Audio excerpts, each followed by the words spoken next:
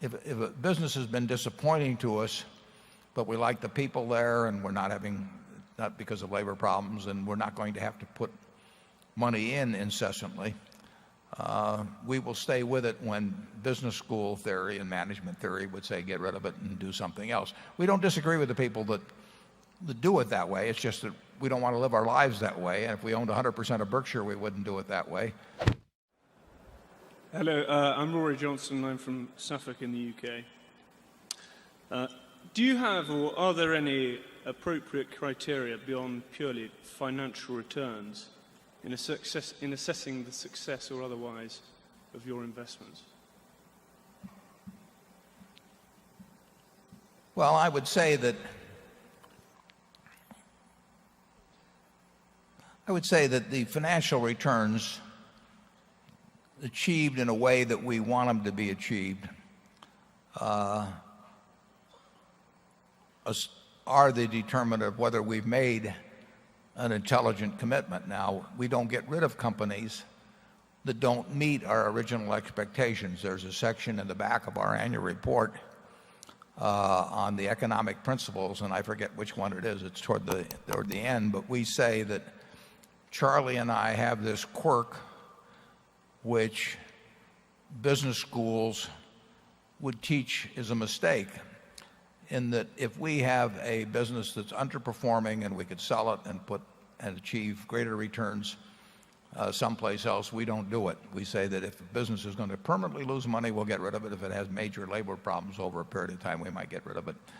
But we are not going to engage in what we call gin rummy type management, where we pick up one card and discard another. And so we will not, if a business has been disappointing to us, but we like the people there and we're not because of labor problems, and we're not going to have to put money in incessantly, we will stay with it when business school theory and management theory would say get rid of it and do something else. We don't disagree with the people that do it that way. It's just that we don't want to live our lives that way. And if we owned 100% of Berkshire, we wouldn't do it that way. And we want the shareholders to know that we have this mindset that may produce slightly suboptimal returns because of our attitude, but that's the way we're going to play it, and we tell people ahead of time that that's the way we're going to play it. We like being associated with the managers that we are, even the ones that are facing headwinds. I mean, but in a sense, you almost identify more with the ones that are facing headwinds because they're doing a hell of a job under very tough conditions. And every business decision or investment decision is going to work out perfectly, and some businesses are going to run into unexpected surprises. But the people that have gone in with us have stuck with us in times like that, and our attitude is we'll stick with them. So I would say that how the people behave with us after we buy the business is an important part of how we feel about the whole relationship, as well as the returns achieved. Charlie? Yeah, I think he's asking in part, are there some businesses we won't have as subsidiaries in Berkshire, even though they're wonderful businesses? In other words, are we rejecting some business opportunities on moral grounds? Yeah, well, I've referred in past meetings to one we did on that basis. We will own stocks of companies where we wouldn't want to own the whole business. I mean, you can. I'm not sure that the logic is perfect on that, but we would not have trouble owning stock in a cigarette company. We wouldn't want to manufacture cigarettes.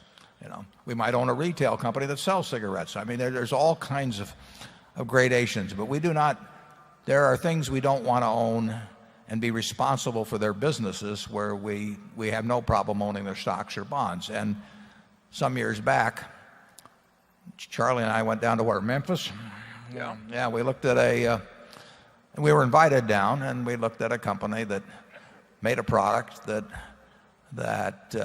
perfectly legal, probably one of the best businesses I've ever seen in terms of the economics of it. Absolutely. Still doing very well. And we met in the room we went to a hotel, we met in the room with the people that had the business, and people were perfectly decent people. And they described the business to us, and we went down in the lobby. And as I remember, we sat down in the lobby, and we just decided that we didn't want to be in that business. And the lines are not perfect on this sort of thing. I mean, I'm sure that there may be ads in the Buffalo News that are selling some investment service or something that I would cringe at if I knew the people involved or what they were selling. And if you own a big retail establishment, a retailer, general merchandise, you're probably going to be selling cigarettes when you don't think that you should smoke yourself or that your children should smoke. And they're not perfect, but we have turned down some. The most dramatic being that one, because took us a trip of 1,000 miles or so to finally face up to the fact that we didn't want to own it. Charlie, do you have anything to add on that? No, but that was interesting because we were young and poor then by modern standards, and we're very human, and we could see it was just like putting $100 million in a bushel basket and setting it on fire as we walked away. And you're making me feel bad. We made the decision all right and with no difficulty, but there was a certain twinge.